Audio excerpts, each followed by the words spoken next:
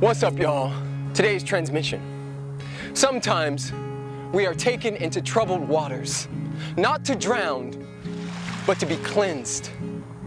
Sometimes we go into situations that we think will take us out, but the only thing that ends up happening is we come out stronger. Sometimes we feel like there's no way out, and like I've said before, out of my greatest pain came my greatest gain. When you get that the breakdown holds a breakthrough, when you get that your mess can become your message, when you get that your wounds can become your testimony, then you'll get that sometimes we are taken into troubled waters, not to be drowned, but to be cleansed. Cleansing the doors of perception so I can see with the eye behind the eye, so I can see who I really am. King Preston, that's who you are. Kings and queens, get and know that there is nothing other than that. You are beauty, you are magic, you are pure joy, you are energy in a space. You are vibrational beings, made in the spiritual image and likeness of the Most High. So if you are in troubled waters right now, listen to me. You're not there to stay. Get that the breakdown holds a breakthrough. Get that your mess may turn into your message. That the thing that you think is killing you is actually going to be the thing that drives you home. That's going to be the thing that makes you millions. That's going to be the thing to where you attract and meet the person of your dreams. I promise you, I've seen this happen.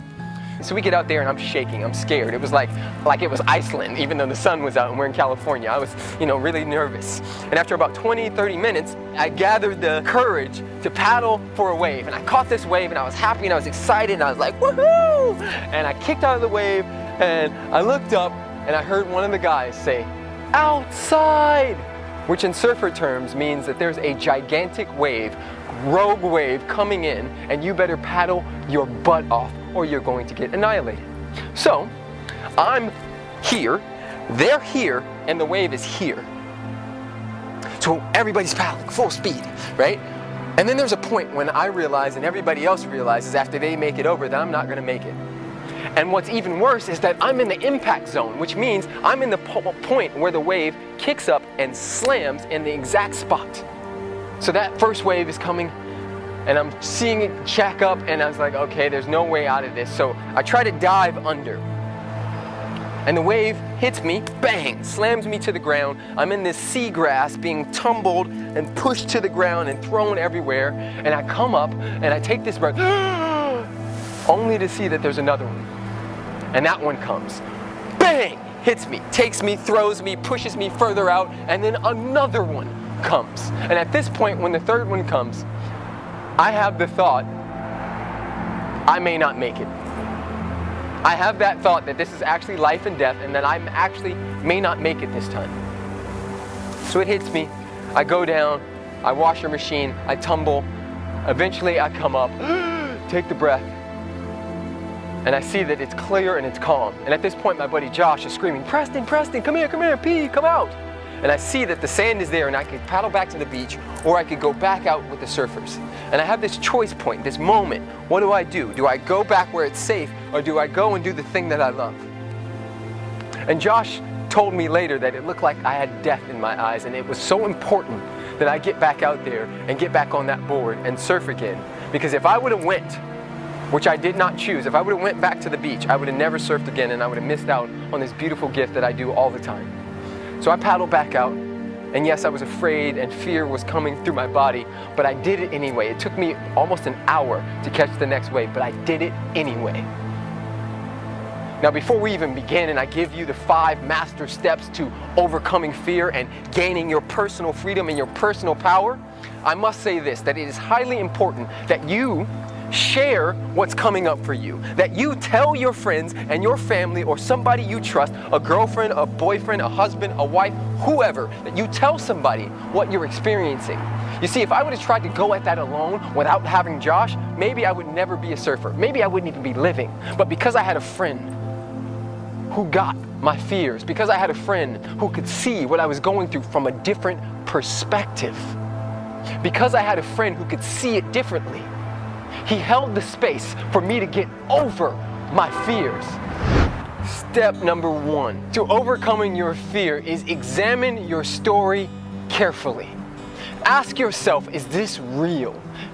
Ask yourself, is this grounded, or am I making this story bigger than what it is? Ask yourself, is there a possibility that there can be another outcome? Does this have to be true for me, or is it true for just me and nobody else? Because when you examine the story, you can create enough space where it doesn't have you. You know, a lot of people are afraid of, let's say, snakes, right? So they have a story that the snake is going to come out and bite them. But if we examine it carefully, the likelihood of a snake jumping out and biting you for no reason is pretty rare. Step number 2 to overcoming your fears is drop your need for security. You know, people will, just for security, will stay in jobs they hate and marriages that are making them miserable, and they'll keep doing things like overeating even though they know it's killing them. So when you drop your need to feel secure all the time, you overcome the fear. When you drop your need of having to know and have it all figured out, you create a space where you can be bigger than something. I know so many people who want to follow their dreams, but the fear of failure is stopping them. The fear is getting in their way. They're addicted to their comfort zone and the security of knowing where the next paycheck is coming from. No, I get it. That's not an easy thing to do necessarily, but if you start doing number 1, which is examining the story, and then step into number 2, which is go, you know what, do I really need all this security? And is this security real? I've met so many people and seen it in my own family where somebody thinks that they're secure in their job, in their relationship, and then the rug gets pulled from under them. So if it can get pulled no matter what, why in the hell would you stay in it just because it's secure? You gotta push against your edges. You gotta move forward. And step number 3, which is treat fear like an action call. Every time you experience fear, know that that's exactly what you get to walk towards. Know that that's the thing that you get to move forward in. If you're afraid to talk to that girl, ask her for her number. If you're afraid to ask for a raise in your job, that's exactly what you need to do. If you're afraid to go to your mate, to your partner, to your best friend and say, you know what, brother, the way that you've been acting is not necessarily conducive to our friendship. If you're afraid of that, that's what you walk towards. Walk towards what you're afraid of and you overcome it. Step number 4 to overcoming your fear is reframe your fear into excitement. Robert Heller said that fear is excitement without the breath. You know, people ask me all the time, are you afraid to speak? I went and spoke in Australia for 6,500 people. And after it was over, a few people said, were you afraid? And yes, I felt fear. I felt some fear come up, but I transmuted that. I pushed it into excitement. I got myself pumped up. I got myself in a state ready to go like I'm doing now. I asked myself powerful questions like, who am I and what am I here for? Well, the answer to who am I is love. And what am I here for? The answer to that is serve. Service. I'm here for service. So in that moment, it became less about me and my fears and looking bad and looking stupid and messing up and not getting the words right, and more about being of service for humanity, for the 6,500 people that were in that room. It was more about service in that moment. So when you reframe it into excitement and ask powerful questions like, what am I here for? I can almost guarantee you, 9 out of 10, you're gonna have the same answer as I did, which is service. What am I here for? I'm here to serve. Okay, so stop making it about me and make it about them. And in that moment, the fear gets transmuted, it becomes excitement, and you can use it to create. Now, step number 5, which is the final, last step, is make sure you breathe. Just breathe. You know, I found that whenever I'm feeling fear, 9 out of 10, I'm also not breathing. You know, when something comes up, my breath shortens. When I'm in an argument, when I feel that anger and things coming up, I stop breathing. So if you just take some moments, whenever you're feeling fear about anything, whether it's jumping off of a bridge, bungee jumping, or asking your soon-to-be wife to marry you, or whatever the case may be, just take a moment to get still, get silent, and be with your breath. Because there's so much wisdom in the body, there's so much space that gets created when we stop tightening and get in the flow of life, you know? Life is about the in-breath and the out-breath, the yin and the yang. There's a flow. And when you tap back into that flow, then you can create from there. Guys, fear is not real. It's only real because we say it is. It's a tool that can be used on our tool belt, but it's not something that gets to run our lives. If you are afraid of something in your life, that is the thing that points to your freedom. Whatever you are most afraid of is the thing that holds your personal freedom. What's up, y'all, from the jungles of Panama? Today's transmission is 5 steps to loving yourself 100%. Now let me first say that the journey to self-love, the journey home to the self, starts and ends with understanding that you are the author of the script that you're living. That the world you view outside is the world that's happening inside. And it's all a reflection. So step number 1 to loving yourself fully, to self-love, is acceptance. You see, you must accept your big nose, your fat lips, your kinky hair, your straight hair, your curly hair, your funny snort when you laugh, your quirks, all of that stuff. It starts with acceptance, accepting what is. Because a lot of people get in trouble with this one because they want what their neighbor has. They want a straighter nose like John, or they want bigger boobs like Chrissy, or they want a bigger house like Ted. And these names are funny, by the way. But they want their neighbor's stuff. Therefore, they're in resistance to what is. So step number 1 is acceptance. Accept all of that crazy stuff, right? I used to think I was nuts for having all of this energy. And as I've stepped into the journey of self-love, of taking the time to be with me, I love that I'm nuts, right? Which brings me to step number 2, which is embrace it all. Now, acceptance is just an acceptance of what is. Embracing it is about gratitude.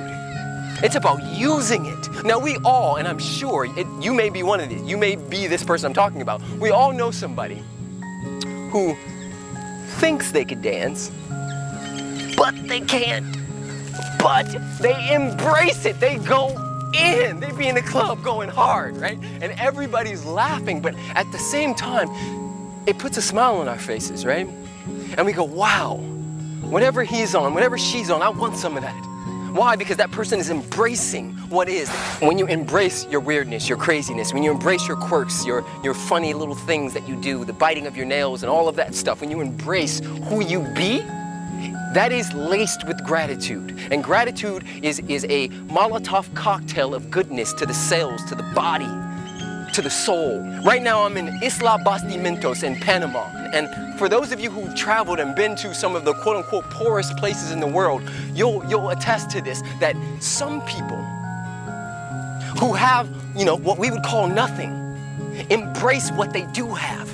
I was in Tanzania and they started singing this song, Asante, Asana, Asante, Asante, Sana. And when I tell you, it moved through the ground and through me. Why? Because they were embracing the magic of their day. They were embracing the magic of their voice. They were embracing the magic of their bodies and dancing in the sweltering heat. So if you do nothing else, embrace, embrace, embrace. Now, step number 3 to loving yourself fully is follow your bliss. Do what makes you happy. Follow that heart of yours.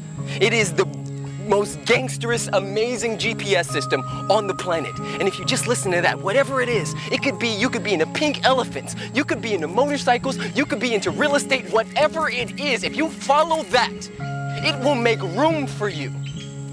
It will make room for you. As soon as I got that principle and started giving my gift on YouTube and everywhere else I could go, it made room for me.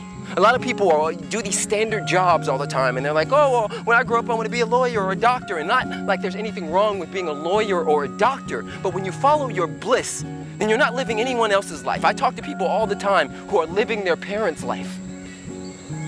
Like, let that land. They're living the life that their parents want them to live.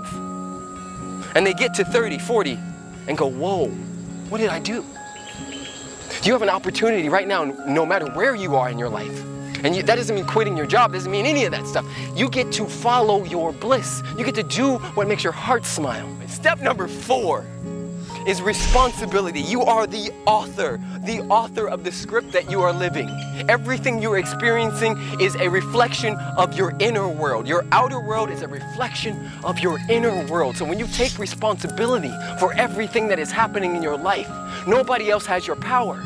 You see, the man that broke up with you, he doesn't have your power. That dis-ease that you got doesn't have your power. That loan that you can't pay off doesn't have your power. Why? Because you created it. Guys, if you get this, and this is huge, this one is ginormous. That means that nothing is outside of you.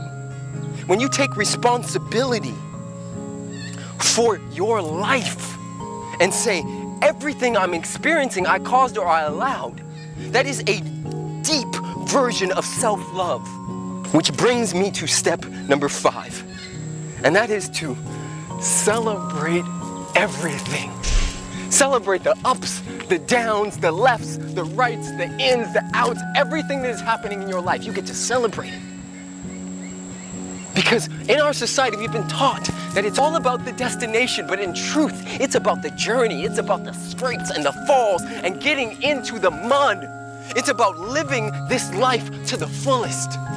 So you get to celebrate all of it. Now, all of this may seem foreign to you.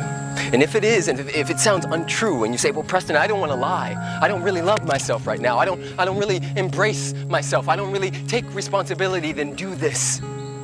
Start to say the words and do the actions. Say the words, do the actions that are in alignment with the life you're calling in. And I promise you, because life is a practice. Whatever you practice more of, you get more of. And I promise you, if you do those 2 things, the rest will flow perfectly. Guys, we're all on a journey home to the self. And we're all doing this thing called life. And to our very last breath. So you're not gonna always get it right. It's not gonna always be perfect. What's up, y'all? Preston Smiles here from Fremantle, Australia. Comparison is the thief of joy. The worst thing you could ever do is compare your chapter 1 or chapter 2 to somebody else's chapter 20. I know this from experience. I've seen people and been the person that's looking in someone else's yard and comparing where I am in my journey. And when I tell you this is a middle finger to your life, to your God, to whatever it is that you claim, this is disrespectful to what you do have. And you will never get more until you be more right where you are. You will never attract more until you honor chapter 1, 2, 3, until you honor the sub-chapters and all of that stuff. The worst thing you could ever do is compare your journey. Stay in your lane. Do you, and do it really well. And I promise you, you'll attract everybody in every situation that you need to thrive in your life. But the key to the whole thing is to take the step you're taking, to be present in the moment, to be here now, to live, to ask powerful questions and wait for powerful answers to land in you. Because that's how it works, guys. You ask questions. How can I be of service today? And then wait. And then you meet that little old lady crossing the street. Then your coworker comes in crying and you have a conversation with them that sheds light for them. Ask powerful questions. Stay in your lane. Be here now, and I promise you, the whole thing will just unfold magically. So today's transmission: be kind to unkind people because they're the ones who need it the most. Some of the rudest, craziest, most unbearable people on our planet, some of the meanest people on our planet are the people who need love the most. You see, guys, for a lot of my life, I haven't been a saint. You know, I go by #loves voice, But in actuality, if people would have seen how I was acting as a child and in high school and in my early 20s, they would say that I was acting as hate's voice. But underneath all of that bravado, underneath all of that anger, was a sad little boy. They say that the dog with the loudest bark are the most afraid. And right now, there are people in your life, at your job, in your family, in your friend group, maybe your kids. There are people in your life right now that you can't stand, that trigger you, that bring something out of you. And I want you, and I challenge you to stop looking at the behavior so much and push past that and see into their beautiful heart, see into their souls. You see, for me, the trick that I use all the time when I encounter people who seem to be like I just want to punch them and shake them is that I see them as a 5-year-old. I see them in their childlike state. I see them in their play. I see them in their innocence. And I meet them with compassion and love. And in that space, I create a space for possibility, a space for them to be seen and to feel heard. Now, I'm not saying by any means that it's okay for somebody to run over you, to be rude, to be mean in any way. But what I am saying is that if you can find a way to sidestep, to come around and move around the behavior and see the person, see into their heart, see into their souls, and get that they need love just like everybody else, then you create a space for your friends, your family, and the whole world to transform. Remember, love will find a way. Everything else will find an excuse. What's up, y'all? From, I don't know where the heck I am, but it's some type of high school that's abandoned in Maui. Today's transmission: hurt people hurt people. And that's how the pain patterns get passed along generation after generation. You see, those who have been victimized the most, those who have been hurt the most, end up hurting more people. But how we beat that, how we interrupt the pattern, is today, and only today. Don't think about tomorrow, don't think about next year. Today, meet anger with sympathy and compassion. Meet cruelty with love and understanding. Meet a frown with a smile. Meet people with all of your heart. Martin Luther King has a quote: "Darkness cannot drive out darkness, only light can do that." Only light can do that. And hurt people hurt people. So if someone has hurt you, if someone has hurt you and wronged you, it is your opportunity, it is your duty to break the pattern. Meet them with love, and you will transform this whole thing. Today's transmission: transcend your emotions by creating just enough space for you to respond instead of react.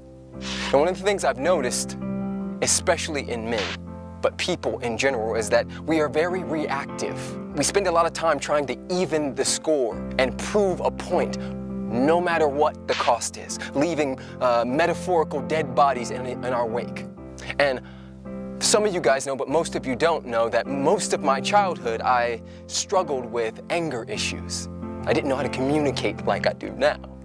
And one of the beautiful things about when you take yourself on and choose to dive deep into transformational and personal development work is that it prepares you for when shit hits the fan, right?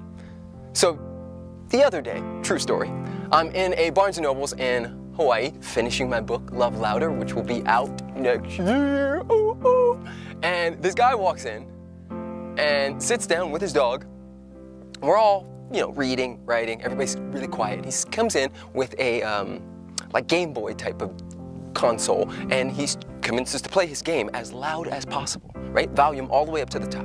And I did what most people do. We all kind of noticed it and looked at each other and were like, so I took a couple breaths. I walked over to him and said, "Brother man, do you mind turning that down? Some of us are trying to read and it's a little distracting."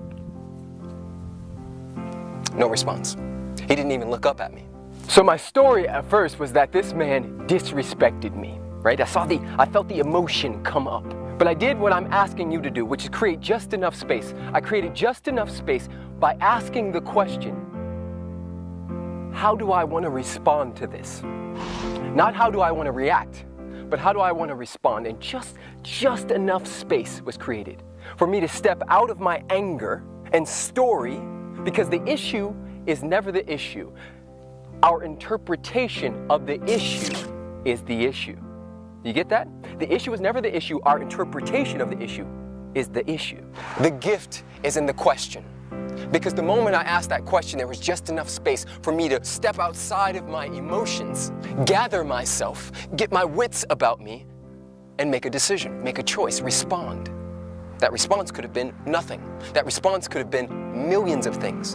What I chose to do was I went and found someone who he had just spoken to, and I asked them, I said, could you tell your friend to possibly turn his thing down? Now, how it ends, it doesn't matter. He eventually did turn it down, but he never looked at me in my eyes. So the powerful thing is, I could have done what my emotions would have drugged me to do, and a lot of us spend our time being drugged by our emotions. We spend our lives interpreting the things that happen to us, and we are ran all over the track with them. But if you can respond, if you can have your wits about you when hell is crashing all around you, then that's a powerful place to be in. Because everything you affirm from a positive place, every time you say something, and I'll tell you guys this from the bottom of my heart, every video I do, everything I talk about, I get tested on. And it's gonna be the same for you. When you say, you know what, I'm going after my dreams, immediately the universe is going to send a test. Do you go to the party or do you study? You say, you know what, I'm gonna attract the man of my dreams. The universe is going to send a test. It's gonna send you a guy that is not the man of your dreams. Do you date him or do you hold out? I promise you, you will be tested. But if you can create enough space in between you and your emotions, you hit the mountaintop. So today I implore you to continue to do the work, to create just enough space. Ask the question, how would I like to respond? And wait. Wait, no matter what it is, your boss, your wife, your husband, your girlfriend, your boyfriend, your roommate who won't wash the dishes, whatever it is, just give yourself enough space so you can respond, because usually when we go off the deep end with our emotions and react, it never turns out well. Or as well as we would like it to. You have the power. You do the work.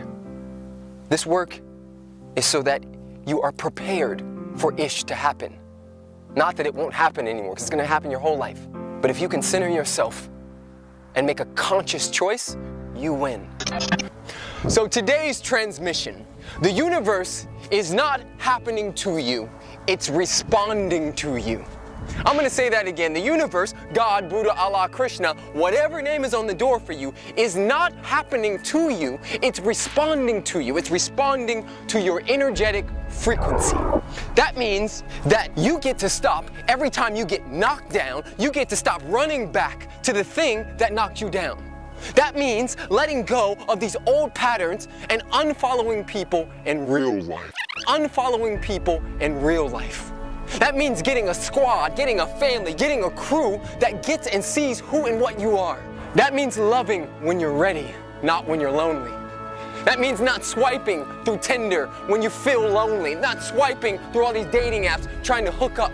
Guys, the universe is not happening to you, it's responding to you. When you take full responsibility and get that your vibrational frequency, that who you be matters in the world, and that your life is being created moment after moment after moment based on your frequency. When you get how powerful, how beautiful, how magical, how great you actually are, you'll stop selling yourself short. You'll stop giving people discounts for how amazing you are. I just cussed. I ain't never cussed in a video yet. You will stop giving people discounts for how amazing you are. You were created in the image and likeness of God. That can never fail. You are pure magic, pure beauty, and you're so powerful that you're creating even when you don't know you are. Guys, you're living in results. Take a look around your life and see how the universe is responding to you. It's responding to your conversation about money. It's responding to your conversation about women. It's responding to your conversation about men. It's responding to you. It's not happening to you, it's you. When you take responsibility for it and get that it is happening through you vibrationally, then the whole thing changes, I promise you. So if you get nothing else, get that the universe is not happening to you, it's responding to you. Guys, I love you so much. It's not what you don't know that gets in the way of your success. It's what you do know that isn't true that gets in the way of you manifesting and living a life of your dreams. What we think we know is really just someone else's opinion about the subject matter. i.e., right now I'm in Africa. And for the longest time, all I saw was commercials with babies with flies on their face and scenes of war and things of that nature. And as of recently, the Ebola scare, right? So when it came time for me to come here, everybody, including myself, based on their opinions, started getting a little afraid. Now that I'm here, I am experiencing what I would deem the most welcoming, beautiful people I have ever experienced in my life. But you see, for at least 10 years, I've had the dream of coming to Africa. And what's gotten in my way is what I knew about Africa, what I knew about India. Now I want you to apply this to your own life. Right now you know too much about that dream of yours that you want to accomplish. You know that you have to go and take these steps and you got to get a PhD and you got to da-da-da-da-da, and you have this whole list of things that you know. And what you know is getting in your way. The people who succeed, the people who break barriers, the people who create stuff, like the airplane, like the cell phone, these are the people who are so naive. They're so naive, they're so willing to dream and get out of their own way, because this is what it's really about. Everything in your way has to do with you and no other circumstance. You're in your own way. You know too much. So today, start to cultivate a consciousness of naivete. Cultivate a consciousness of freedom and curiosity. Start to get curious about life and let go of all of your shoulds and coulds and would'ves and step into the magic of the unknown. Because there's a curious kid in all of us. There's somebody who will dare to be different. There's somebody who will dare to go to what we call the end of the earth only to find out that there is no end. There's somebody who will dare to run the 4-minute mile when they say your heart will explode if you do. Thank you, Roger Bannister, for that. There's somebody who will dare. Now, my question to you is, what will you dare to do today? So I was reading this book the other day, Conversations with God, which is one of my favorite books, by the way. Get that book. And there was a line in there that said, you cannot have what you want, but you may experience what you have. And this line blew me away, because I figured out what he was trying to say, which is everything is energy. And the act of wanting tells the universe, God, Buddha, Allah, Krishna, whatever name is on the door for you, that it doesn't exist within you as of right now. But that you may experience what you have. Meaning wherever you are energetically, you get to experience that over and over and over again. You see, everything is vibrating. Everything is energy. The great inventor, Nikola Tesla, said that if you want to know the secrets of the universe, think in terms of energy, frequency, and vibration. What he's saying is that there is a current underlying everything. There is energy in the rocks. There is energy in you. There is things happening on the subatomic level that none of us could actually cognize with our brains per se, but it is always happening. You cannot have what you want, but you may experience what you have.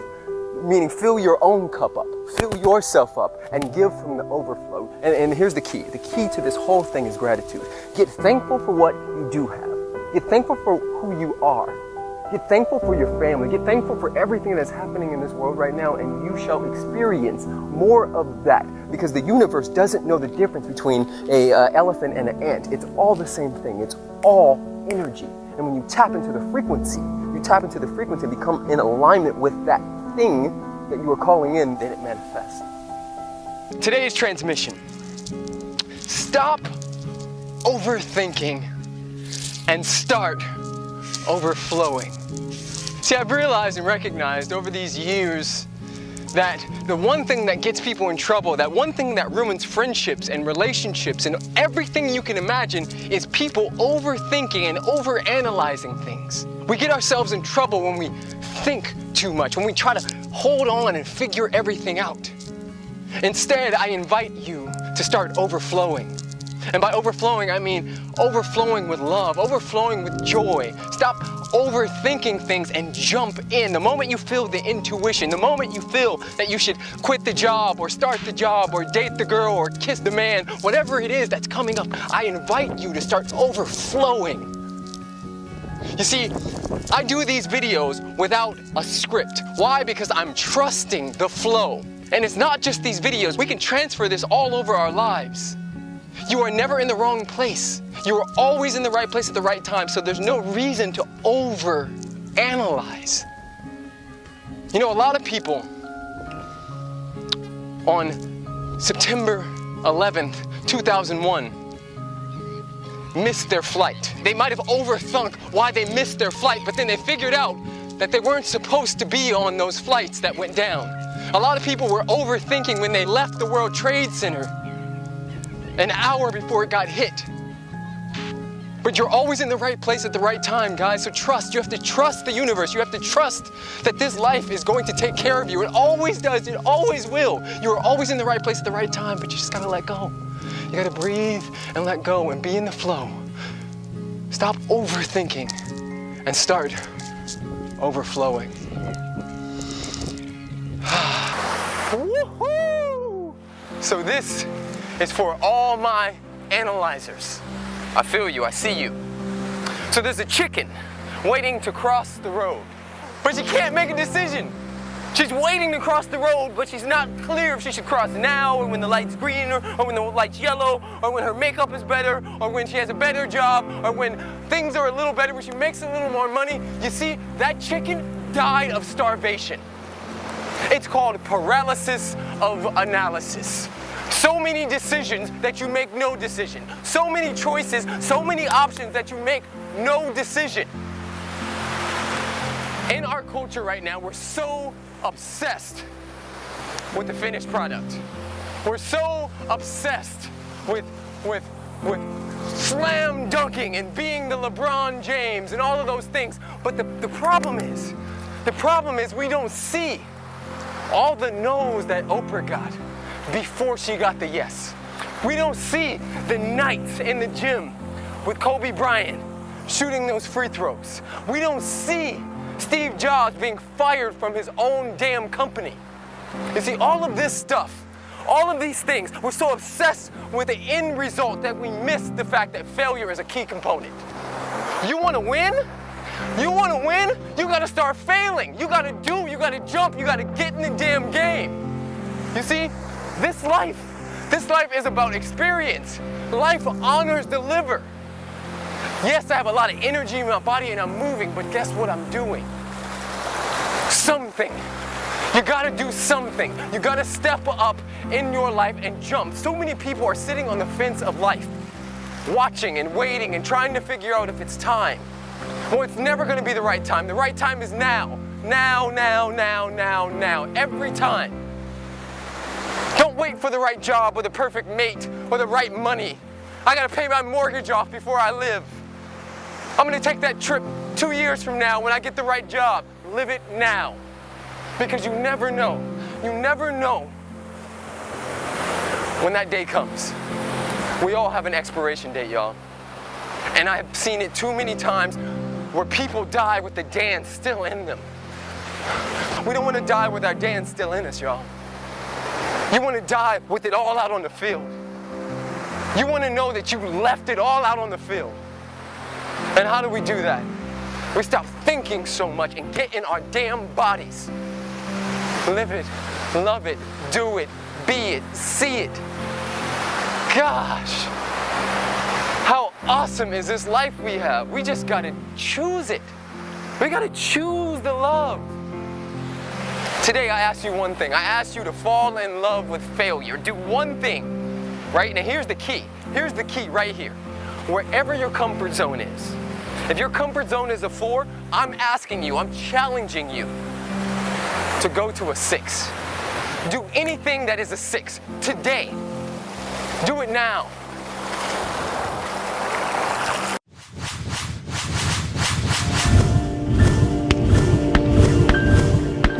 Slow down to speed up. Find the magic in the mundane today. Have a laugh about something so small, so silly. Be tickled, be moved by the nuances of this beautiful, amazing life that we have. When we slow down and pay attention to the small stuff, like the chirping bird outside of your house, like the old man at the coffee shop that you go to that has ear hair growing that could be braided, like the little baby that peeks over the mom's shoulder and plays peekaboo with you. Have a laugh about the dog that craps in your yard every day and wipes his butt on the grass. Like, how hilarious is that stuff? Life is so amazing if you choose to dance in the small things. The thing about it is there's a bunch of A-type personalities where we're all trying to get things done and we're trying to conquer the mountain and go to the top and win, get all the money and all of this stuff. But we have seen it time and time and time again where people get all that stuff and they're still unhappy. You want to honor life? Live it. Be here now. Like, stand in the beingness of now. And how you do that is mindfulness. If you have a plate of broccoli and you are eating broccoli but your mind is on the cheesecake, then you are not with the broccoli. Therefore, you are not honoring life. Therefore, you lose. You want to win? You want to have a great life? You want to have a happy life? Honor where you are right there. Be with the broccoli. There's this stuff that happens in the brain, right? Neuropeptides send messages from the brain to the body. So if you want to heal your body, if you want to walk around with a healthy shell, because we're all just energy, we're all just vibration, if you want to change your vibration, pay attention to the small stuff. Find the funny in getting in trouble in class. Find the funny in your boss and the way that he comes over and asks for the TPS reports. Yeah, you know what movie that's from. The neuropeptides are sending the message. So if you want the message to be good, if you want it to be fun, you want to be happy, then you got to send happy stuff there. And how you do that is by being moved, by having a great time and being mindful. Go within or you go without. Be still and know that I am. Finish it. It's all here. It's all here now. The magic is here. Name the last toy you got when you were 12. I bet you money you can't.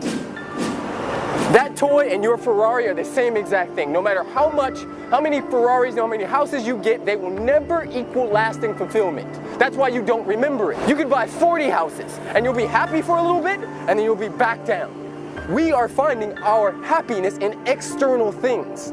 And that can never produce lasting fulfillment. Lasting fulfillment happens on the inside. It is an inside job. So if you want to be happy, you have to play in here.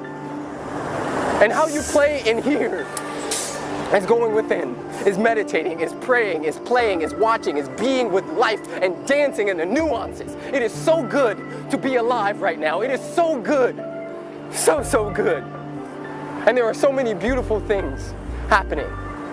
What we appreciate appreciates in the micro and in the macro. I get it. The government and all of these terrible things that are happening. Right? We can point at those, or we can create a new lane. We can create a lane that's so awesome that everybody wants to be a part of that. Go there today. And today we are talking about calling in the one. Wow, what a topic, right?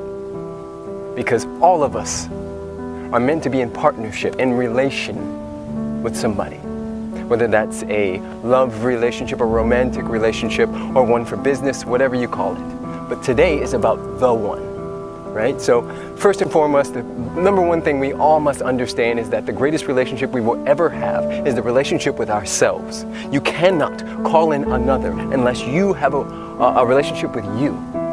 So my number one advice before we even start is about falling in love with you, snuggling you, dating you, giving yourself that type of care that you would like to receive from another. Because so many relationships right now are codependent relationships. They are two halves coming together thinking that they're going to create a whole. But that's the exact opposite of what happens.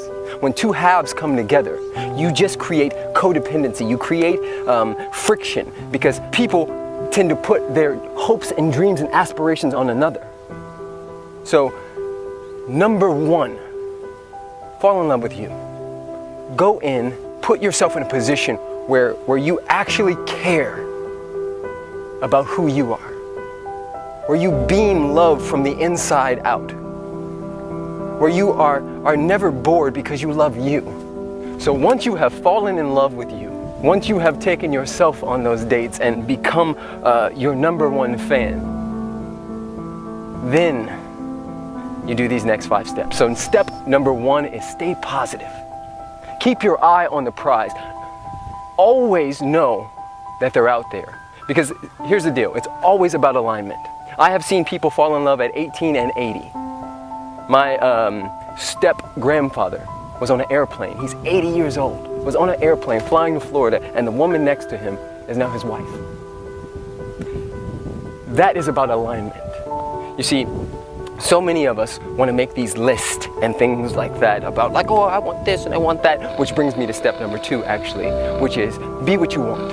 So whatever you're calling in, you must be that. If you want somebody honest, somebody who will say the ugly stuff and the times when it's super scary, then you must be that. If you want somebody confident and funny, you must be that. You must embody what you are calling in. Because you cannot have what you are not willing to give. You cannot share what you don't have. If I don't have anything in my hands, I can't give it to you. So you got to be the thing you're calling in. Step #3 is be discerning with who you share your energy with. You see, sex is a powerful thing. Sex is a beautiful thing. Sex can create another. It is one of the best gifts we have ever been given. But if you are sharing your energy, if you are sharing your body with a bunch of people who don't carry the same frequency, then you become them. And I've seen it time and time again, and I have been that myself, where somebody has said, oh, well, I want this powerful, beautiful man, or this sexy, attractive woman who's confident and smart and all of these things, but they are sharing themselves with somebody who is not that. And energetically, you can only attract who and what you are. So if you are sharing your body, be discerning about who you do that with. Step #4 is be present. You know, I was talking to a friend recently, and he said, well, you know, I'm dating this girl, but she's not the one, so I don't want to really show her my heart.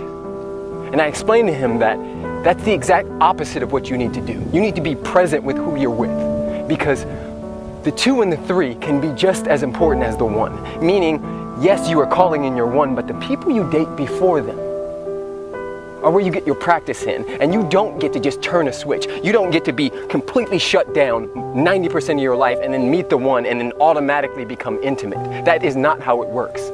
Whoever you're with, be present with them. Give them your heart. Share with them. Know that nobody can make or break you. Know that you are in this life to get it in and get it out, to feel stuff. Allow yourself to be in the dance, to be all the way in the dance, not halfway in, not viewing it from like, should I or shouldn't I, but like, if you're going to share your body, if you're going to share experiences, if you're going to go to the movies with somebody, be in the movies, be present. And step #5 is trust your intuition. There is this still small voice, this guidance system that happens in our gut, right? They call it women's intuition and man's intuition. It's just intuition. Quick story. About a year ago, I was celibate for 6 months, and then I started dating again, and I met this girl, and we were supposed to go on a date, but something said, nah, this isn't your girl, this isn't your 1. And I was so clear that it wasn't my 1 that I was like, I'm gonna cancel it. But then intuition kicked in. Intuition said, you need to go on this date. So I go on the date. We get there, we're late.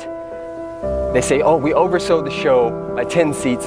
You are gonna have to stand on the wall. I go, okay, it's cool. And he goes, actually, no, you 2. And he pulls us out. He says, I'm gonna add 2 seats to the front row. Well, he sits us down on the front row. I sit down, my date sits here. I look at the stage, I look at her, and next to her is my 1, is Alexi Panos. My intuition was correct. I was in alignment with who I was, and the universe was setting it up. There is magic out there, y'all. There is a system that is moving before you because it knows your heart. Know that you're always in the right place. And your 1 may find you in a grocery store. They may find you on a hike. You guys are both right now just doing this, right? Along your paths. And then eventually, as you come into alignment and they come into alignment, bang, you meet. And you want to meet from wholeness. You want to meet from power. You want to meet as you, as truly you. Because when two wholes come together, jizzle, it goes down. Everything, and let me tell you this. Let me tell you this. Okay, so I had the story running that if I date someone, it may take away from my job or my focus or my blah, blah, blah, blah, blah, but it has done the exact opposite. Calling in the one has created a situation where everything I do is filled with an extra thing that is almost intangible and tangible at the same time. That love that I feel for my beautiful one, actually, come here. She's right here. I'm holding the reflector. She's holding the reflector. Here, let's. This is who I'm talking about. What you got to say about love and calling in the one?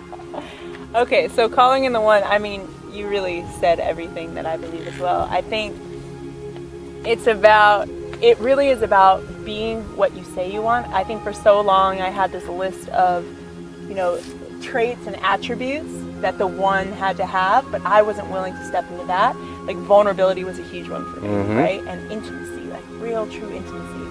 But I wasn't willing to even be honest and vulnerable with myself. So how could I possibly call in my one until I had that? Reflector's working now. Yeah. That light? You see that? Yeah, you see that light all up on my booth? You see that light all up on my booth?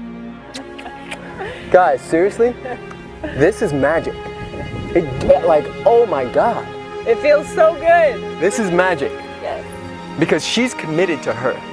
We're both staring at the same mountain, but she's committed to her. So with or without me, she's headed to that mountain. With or without her, I'm headed to that mountain. And when two wholes come together and they partner up and they walk towards the same mountain, it feels unstoppable.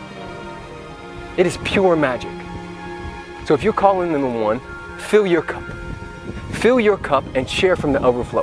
Get yourself in alignment and allow the universe to do the rest. It is on and popping. This is Questions with Preston. This is Alexi Damn Panos. It is going down in a beautiful major way. A bridge to someday leads to a town called nowhere. You see, we always, in our ego mind, in our fear mind, talk about someday. Someday I'll get out on the road and experience life. Someday I'll take a road trip with my girlfriend, with my wife, with my family. Someday I'll get that job, I'll get that money, and then things will change, and then I'll have the life I've always wanted. Well, the road to someday leads to a bridge and a town called nowhere.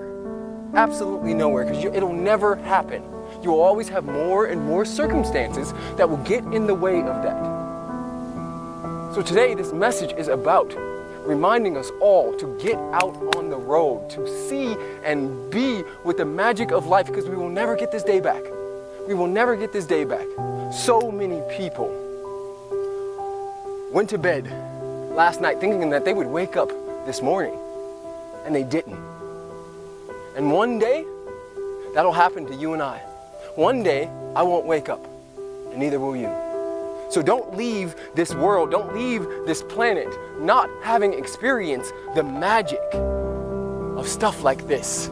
Like my hands are frozen right now, but I'm here and I'm in the game. I got Chuck Taylors on. I was not ready for this trip, but I am also ready for this trip, because all you have to do is jump. You don't have to see the whole staircase. You just got to take the first step, and the next step will appear. Live your life. Get it now. If not now, then when? If not you, then who? Like who? You have a gift inside of you that is being called forth. And until you jump, until you just make it happen, until you step out on the ledge and have faith and be persistent in your faith, you will never have anything happen in your life, ever. So today is about that. It is your call to action. I challenge and implore you to get out and see nature, to get out and experience all of the life that you have been calling in for yourself. I love you guys. Your job is not to make it happen. Your job is to welcome it. To allow what is trying to come through, to allow the good that is trying to come through to manifest through you. You see, what you seek is seeking you. As above, so below. As within, so without. And we can only have in this world what we are able to carry. Meaning as high as you set the bar in mind and in spirit is as much as you get in this lifetime. But our job as the spiritual seekers, as the seekers of good, as the seekers of great, is to move from theory to practice. And how you practice is about the beingness of it. It's about stepping into the embodiment of allowing, of surrendering, of letting go and letting God. Based on my mind, I can be in heaven or hell right here where I stand. I can be in anguish and think about all the stuff I don't have, or I can think about all the stuff I do have. And that's still a choice. So wherever you are in your journey, you have a choice within that. Because if you have breath, you have something to be grateful for.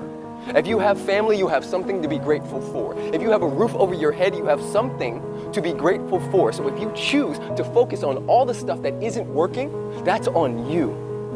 But once again, your job is not to make it happen. Your job is to welcome it. And how you welcome it is becoming the frequency, is becoming the thing, allowing the good that is trying to come through you to manifest right now in the here and now. There is only love.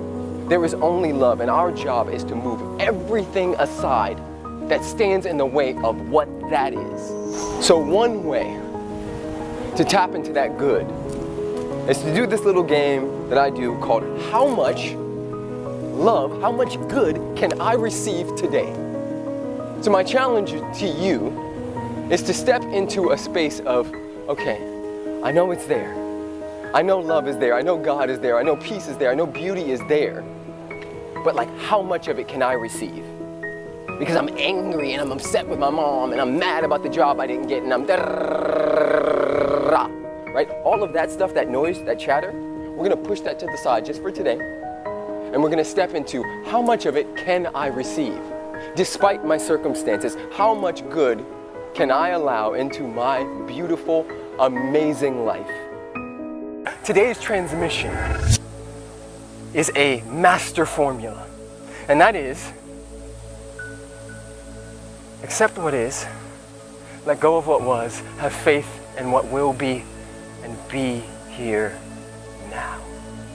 I'm gonna say that again. Accept what is, let go of what was, have faith in what will be, and be here now. Let me explain it like this. Yes, it is a fact that you have this particular amount in your bank account. It is a fact that you have, let's say, testicular cancer. But that's not the truth of you.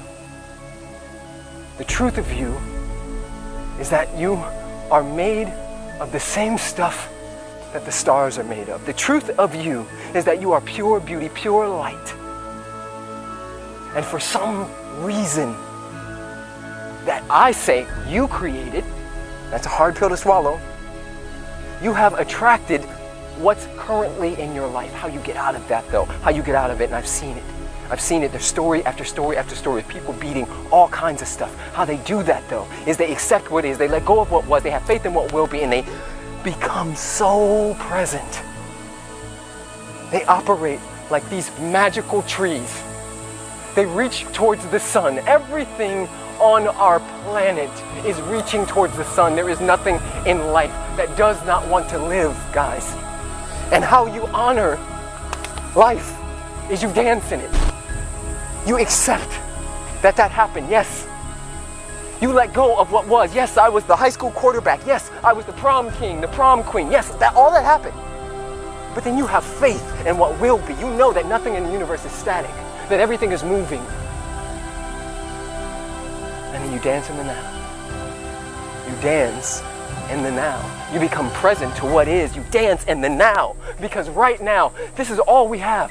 There are so many people who didn't wake up this morning. But you did. You pressed play on a video this morning, today, tonight. You did that because you have life, you have breath. And that means you must do what the trees are doing. You must do what the trees are doing. They are reaching. They are loving. They're being present. Guys, that is our true essence. There is nothing more on this planet than love. And everything else is an illusion. There is only love. We live in love. We are sitting in one gigantic hug, and it is your job to match the frequency of that hug. That's life. Honor that. Be here. Be here now. Be present. And I promise you, you'll look up. Whatever you're in, whatever circumstance you're in right now, I know it hurts, it's pain. But become present with that pain. Don't play in the story. Don't play in the story of how I got this disease, how my kid hurt himself. Play in the now. Be with the pain. But don't play in the past. You become present with that, and that's how you change your life. Guys, this is Questions with Preston. We need stuff like this out everywhere. Tell me I'm lying. Look me in my eyes and tell me I'm lying. We need stuff like this everywhere. It is our time. Warriors of the light, we are stepping up. Whoa, I am so fired up, guys. I could jump through these bushes right now. Today's transmission: attract what you want by being what you want. You see, I find it's really interesting that a lot of us want a lot of stuff, right? We want people to pay more attention to us. We want significance. We want to be validated. We want more finances. We want more abundance in our lives. But a lot of us aren't willing to be those things. This is the game changer. This is the key to changing your life. Attract what you want by being what you want. If you want more love, more significance, you want more people to hold space for you, be the space for them to do it. Give more, and you shall receive more. You want somebody who truly understands how powerful it is to be in relation? Stop swiping through Tinder when you feel lonely. Stop hopping on and off of Bumble and all these different apps when you feel lonely. Stop trying to fill a void when things get uncomfortable. You cannot have what you are not willing to give. You cannot have what you are not willing to be. Attract what you want by being what you want. This is the game changer, guys. For so long in my life, I played this game, and this is why I know that it doesn't work. I wanted more financial abundance, but I wasn't willing to put my ass on the line and give it. I wanted more deep friendships and relationships, but I wasn't willing to open my heart up and allow them in. The moment I got this and moved into action, moved into aligned, committed action, being what I wanted, taking time and space. There was a time when I knew that I was ready for my one, for my queen. And I decided that I was going to do 6 months of celibacy, because any woman that I was going to attract would have the same, she would hold the same container, the same space. She would honor these beautiful vessels and these bodies and be in the gym working out, getting ready for me if I was getting ready for her. And I knew that in my heart of hearts. I knew that at some point it was going to be time for me to step out and speak and lead workshops and lead the love mob and do all of these things. And so for me, I created Smiles Surf School and made it the first spiritual surf school in LA. And I started getting ready because I knew that in order to have what I wanted, I had to be it first. Guys, there is something right now that you've been wanting forever, that you've been desiring forever. And I invite you to take that finger that you're pointing out and put it back at you and say, where am I not willing to be that in my life? You do that and your whole life changes. Today's transmission is elevation requires separation. You see, in order for you to attract and to live your dreams, your desires, your wants, you're going to have to separate in order to elevate.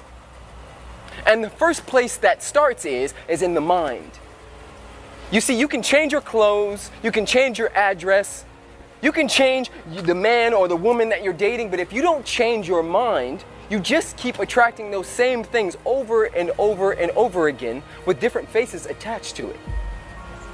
You see, I was on a plane the other day, headed to Australia, and I noticed how much power it took from the engine of the plane to get us off the ground.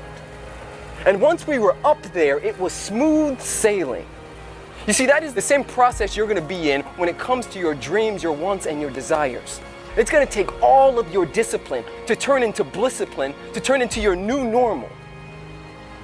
You see, it's going to take you paying attention to and being aware of how you spend your time and who you spend your time with. That's going to take all of your power, but once you get there, then you will be operating from the higher self, from the elevated self, And then you'll start making people uncomfortable. You see, everybody sees the glory, but not everybody sees the story. And your story is gonna take some separation. Those people you hang out with, now let me talk to you about this, because a lot of times people say, I'm lost, I don't know what to do, I don't know. You do know.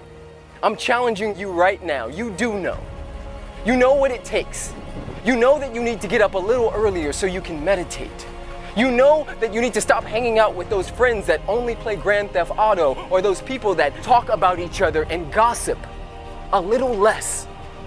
At first, it may feel a little uncomfortable to separate from those people who you love. Like, think about that. A lot of you guys have family members whose lifestyle doesn't serve yours. A lot of you guys have friends who are part of your crew that are the exact opposite of what you are calling in. And you're gonna have to separate from that. That doesn't mean you have to get rid of them.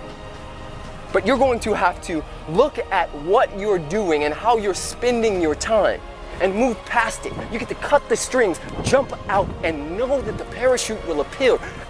Elevation requires separation. Everything you want in this life is right here, right now. And it's within your power. You don't have to look anywhere else, it's within you. We got to deal with what's happening here. We have to move from belief to knowing. And what I mean by that is the lights could be out and something will happen in the house and you'll move and you'll reach for the drawer because you know the drawer is there. You don't believe the drawer is there, you know the drawer is there. You can reach for it in the darkness. That's where we're at in our lives right now. That's what we're moving towards, is reaching from knowing that all that you desire is on the other side of your willingness to be uncomfortable. William Faulkner said, "Only when you are willing to lose sight of the shore shall you discover new horizons." Only when we are willing to jump off the ledge, to take that swim, will we discover that mate. Will we discover that job? Will we discover all of the magic that it is to be a human being? It's not even about efforting. It's not about all of the doing and stuff like that. This is about actually in our beingness, knowing that love is all there is. That we are reflections of the Most High. That, as Juliet said in Shakespeare, in Romeo and Juliet, my bounty is as boundless as the sea, my love as deep. The more I give to thee, the more I have, for both are infinite. We are infinite beings, here to discover all that is encoded within us when we came. It's all the blocks, it's all the BS, all the muck, all the mire, all of the stories we tell ourselves about not being enough that gets in the way. You are enough. There is no other reason other than just you why you deserve to have all that the universe has to provide. It is your birthright. But it's not on anybody else but you to walk towards all that scares you, to lose sight of the shore. So today's transmission: do what you have to do, not what society is pressuring you to do. Inevitably, I do a lot of podcast interviews, and they always ask me the same question, which is, why do you do what you do? And my answer is the same every single time. I do it because I have to. I do it because I must, because it bleeds out of me. And a part of loving louder, a part of being #love's voice, representing, is doing what's written, what's handwritten on your soul. Doing what you must do, doing what you have to do. Now that means no matter how obscure, no matter how weird, no matter how ridiculous you think this thing is, that's the thing that will make room for you. And we've seen this powerfully with many people on the planet, Steve Jobs being one. He was so convicted, he was so bat crap crazy about creating something that never existed that he was fired from his own company, but he stayed true to the vision, and the vision made room for him. Martin Luther King has a quote that says, "The universe is able to make a way out of no way." Now, I truly and wholeheartedly, with my entire being, understand this. When you get convinced and get convicted about what it is you came here to give, whether it's video games, horse riding, rock climbing, whatever it is, when you get convicted about it, the universe will make a way out of no way. A part of being love's voice is amplifying and stepping out of the confines of what is secure for you, what society has built for you. We all grew up in a society that said, you should grow up and be a doctor or a lawyer or whatever those things are. Right? A part of being love's voice is doing what you have to do. Mother Teresa walked the streets of Calcutta looking for people to serve because she had to. Nelson Mandela sat in a prison for 27 years because he had to. Oprah Winfrey endured no after no after no after no because she had to. She had to give her gift away. There is a song in you, and the chorus and the lyrics and the hook and the melody, all of that will reveal itself when you get out of your own way and start giving from your passion. We're in Hawaii right now, and we just drove past a cemetery, and I couldn't help but be reminded of how many businesses that were never formed there. How many ideas still lay in that cemetery.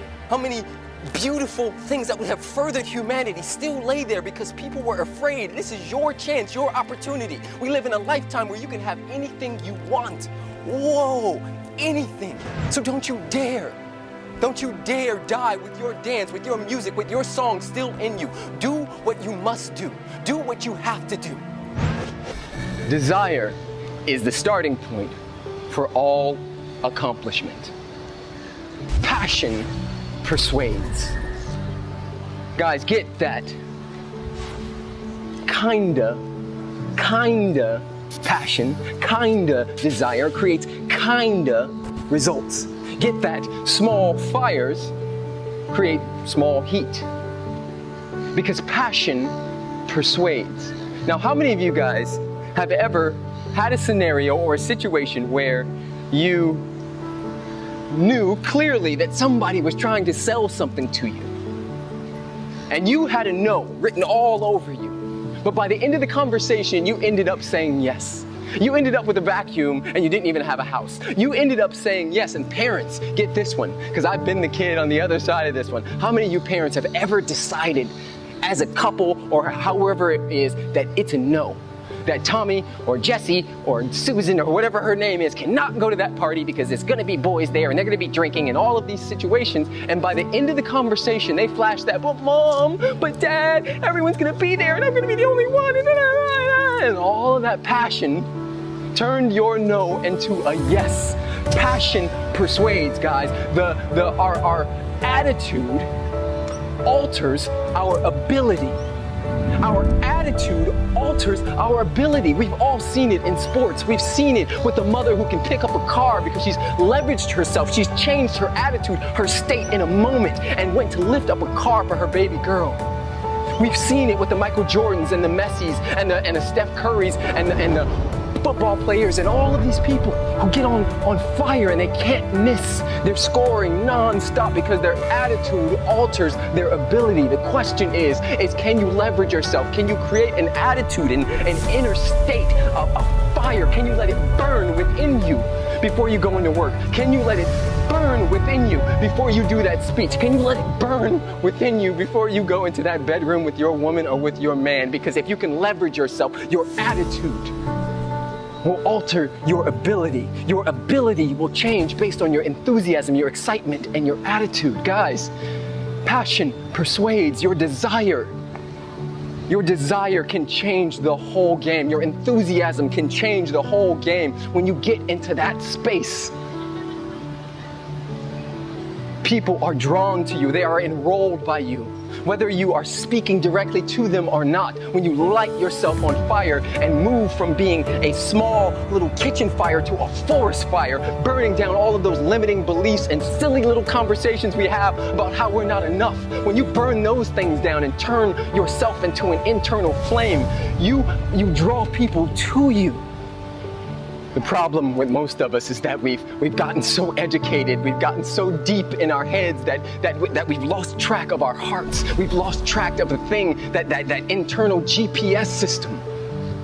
And we take jobs that we don't like because they're convenient, and we end up with golden handcuffs and never leave for 10, 20, 30 years, and we become disgruntled human beings living in the world and then having kids and teaching them. We get into relationships out of fear.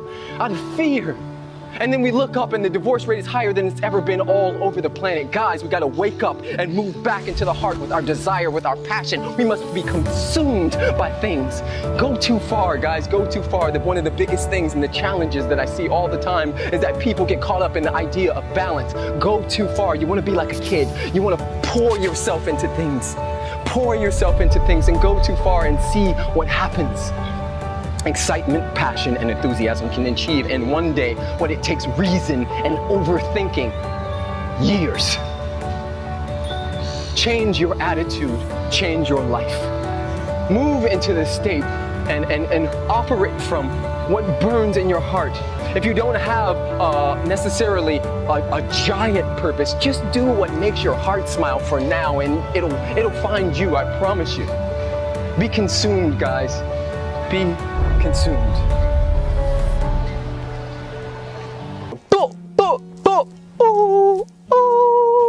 So today's transmission, the less worried you are about what other people think of your life, the less complicated life becomes. You see, Aristotle said that the only way to avoid criticism is to say nothing, do nothing, and be nothing. You can't get out of it, guys. There's no way out of it. People are going to judge and talk about you no matter what. So the less worried you are about what they think, and so-and-so at the hair salon said that I'm blank, blank, blank, and, well, Bob, I really think that you should have done this different. And the less you care about all of that stuff, and the more that you are committed to being the wild, beautiful, powerhouse being that you are, the less complicated life gets. You see, people think that I should be living a different life. A lot of people say, well, Preston, you don't have that much structure, because it's based on their version of what structure is. You see, me traveling the world with Alexi and jumping off of waterfalls and doing what the hell I want to do, what the heaven I want to do at any point, to them sounds like a huge risk. How are you going to take care of your family? Well, what they don't understand is that I don't give a flying pig knuckle about what they think of me, because my job is to do me. My job is to be the best version of me, to literally sit in my soul signature and let my beauty emanate from every pore of my body. That's my job. My job is not to care about what they think of me. And the thing is, guys, is that yes, people are going to criticize you, but at the same time, there's going to be a whole bunch of people, which is probably one of you guys who are watching this video, who also align with that. Some of you guys may say, you know what, P, I can't do what you do. A, you can't because you're not me. But B, you appreciate it. You go, you know what, my dude? Yes. Did you guys just see that? That was awesome. And that's why I don't care what other people think, because I'm out living my life doing what the heaven I want to do. Guys, the only way to avoid criticism is to say nothing, do nothing, be nothing. So you're going to get criticized anyway. So it's your job to do you, to focus on what it means to be the best version of you. Whatever it is, no matter how weird or obscure it may be, if you're into it, do that with 100%. Do that with all of your being, and the rest will take care of itself. Hold this one in your heart. I surrender to it all, knowing that divine love goes before me, making my way clear and smooth. Any obstacles in my path are but growth opportunities for me to place it on the altar to be altered. I am watched over, guided, guarded, and protected by the ever-present circle of agape love. Any fears, doubts, anxieties are but opportunities for me to allow Spirit to lead me along the path. I know that when I surrender, when I allow Spirit, I'm always in the right place at the right time. I know that as I allow the natural flow of the universe to happen, like my in-breath and my out-breath, that I am always taken care of. That we are always taken care of. Today, surrender to it all. Know that you have your eye on the prize. Know that you have your eye on the prize, but whatever comes, you're going to be with it like the water. Whatever you need to do in order to allow the universe, God, divine intelligence, to move for you. You see, as humans, we like to think that we can hold it all, that we can figure the whole thing out, but really, in reality, we are but a speckle in this gigantic universe. So let intelligence, let God, let Spirit do the heavy lifting. Your job is to surrender. It knows what you want. Your job is to surrender.